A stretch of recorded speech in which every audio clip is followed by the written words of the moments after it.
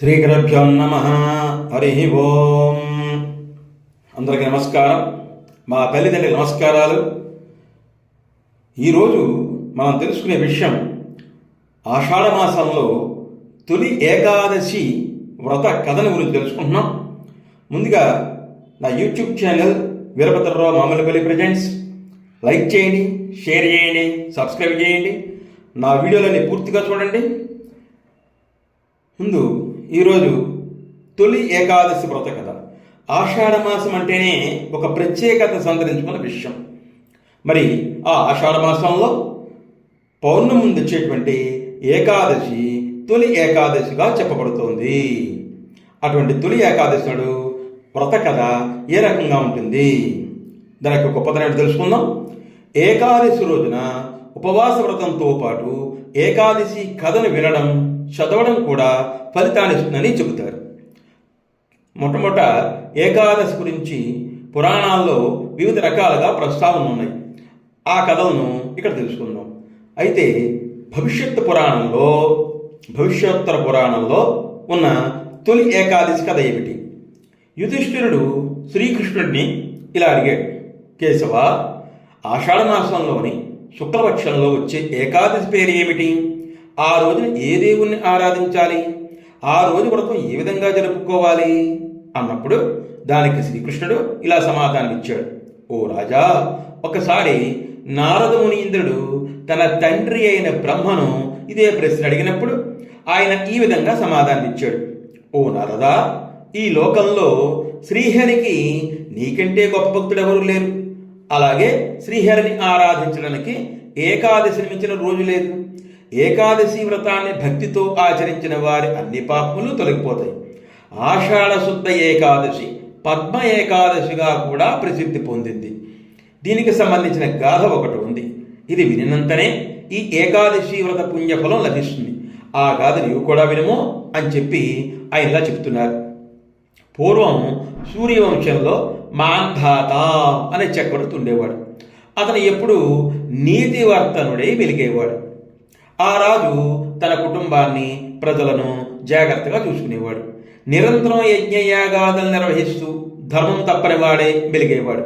అతని రాజ్యము మరియు ప్రజలు ఎప్పుడూ సుభిక్షంగా, సుసంపన్నంగా మరియు ఆరోగ్యంగా ఉండేవారు. కొంతకాలం గడిచిన పిమ్మట అతని రాజ్యంలో వరుసగా 3 సంవత్సరాల పాటు కరువు ఏర్పడింది. చక్రవర్తికి ఎక్కడ ధర్మం తప్పామో, పాపం జరిగిందో అర్థం కాలేదు. పశువులకు గ్రాసం, మనుషులకు ఆహార ధాన్యాలు కూడా కరువైపోయాయి. అటువంటి పరిస్థితుల్లో సాంప్రదాయాలు పాటించడం, యజ్ఞయాగాదులు నిర్వహించడం కూడా కష్టంగా మారింది. దానితో ఆ రాజ్యంలోని వారందరూ ఆ రాజు వద్దకు వచ్చి ఇలా కోరారు, మీరు ఎప్పుడూ మా సంక్షేమానికే పాటుపడతారు. కాబట్టి కష్ట సమయంలో కూడా మేము మీ సహాయాన్ని అర్థిస్తున్నాం. ఈ ప్రపంచంలో ప్రతి ఒక్కరికి, ప్రతి పనికి నీటి అవసరం ఉంటుంది. మీరు ఎలాగైనా మేఘాలు వర్షించేలా చేసి మమ్మల్ని ఈ కష్టాన్ని ఎక్కించాలి. మేము ఎప్పటి వల్లనే శాంతి సౌభాగ్యాలతో జీవించేలా వరమివ్వండి అన్నారు. దానికి చక్రవర్తి నిజాయితీగా, నేను మీ బాధను అర్థం చేసుకున్నాను. నేను గతంలో కానీ వర్తమానంలో కానీ నాకు తెలిసి ఎటువంటి పాపం చేయలేదని ఘంటావతంగా చెప్పగలను. అయినప్పటికీ నేను మీ మేలు కోసం ఈ పరిస్థితిని అధిగమించడానికి ప్రయత్నిస్తాను అని చెప్పారు. ఆ తర్వాత చక్రవర్తి తన సైన్యాన్ని సమావేశపరిచి ఈ సమస్యను అధిగమింపజేయగల తపస్సంపన్నులు ఎవరైనా లభిస్తారేమో అని వెతకమని సూచించాడు. తాను కూడా అక్కడ ఇక్కడ వెతుకుతూ బయలుదేరాడు. ఆశ్రమాల్లో ఉన్న ఋషులను, మునులను అడిగి కేవలం 2వ బ్రహ్మ వంటి అంగీరముని మాత్రమే తమ సమస్యను పరిష్కరింపగలనని తెలుసుకున్నాడు. మాంధాత అంగీరముని ఆశ్రమానికి చేరుకుని పద్మముల వంటి ఆయన పాదముల వద్ద కూర్చుని ఆయన ప్రార్థించాడు.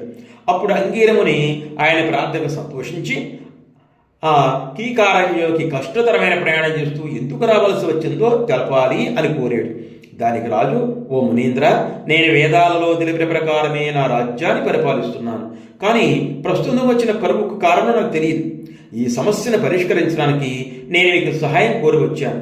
దయచేసి నా ప్రజలు ఈ బాధల నుండి ఉపశమనం పొందడానికి సహాయం చేయండి అని అభ్యర్థించాడు.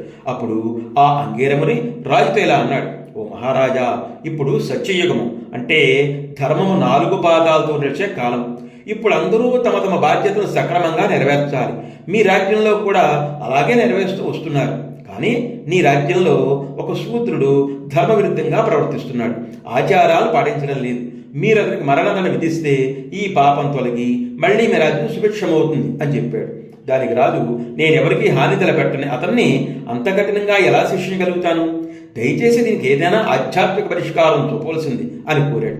దానికి అంగీరముని, రాజా, మీరు మీ రాజ్యంలోని ప్రజలందరూ ఆషాఢ శుద్ధపక్ష సమయంలో ఏకాదశి ఉపవాసం చెయ్యండి. తొలి ఏకాదశి నాడు ఉపవాసం చెయ్యండి. ఈ పవిత్ర దినానికి పద్మ ఏకాదశి అని పేరు కూడా ఉంది. దాని ప్రభావం అపారమైన వర్షాలు కురిసి మీ రాజ్యం ఎప్పటికలే సుభిక్షమవుతుంది అని చెప్పాడు. దానికి రాజు ఆ మునికి కృతజ్ఞతలు తెలిపి రాజ్యాన్ని తిరిగి వచ్చాడు. తన రాజ్యంలో ఉన్న ప్రజలందరినీ సమావేశపరిచి ఆషాఢ శుద్ధ ఏకాదశి రోజున, అంటే తొలి ఏకాదశి రోజున ఉపవాసాన్ని ఖచ్చితంగా పాటించాల్సిందిగా ఆదేశించాడు. దానితో తిరిగి వర్షాలు సమృద్ధిగా పడి రాజ్యం ఎప్పటికైనా సుసంపన్నమైంది అని శ్రీకృష్ణుడు ముగించాడు. ఇది తొలి ఏకాదశి కథ.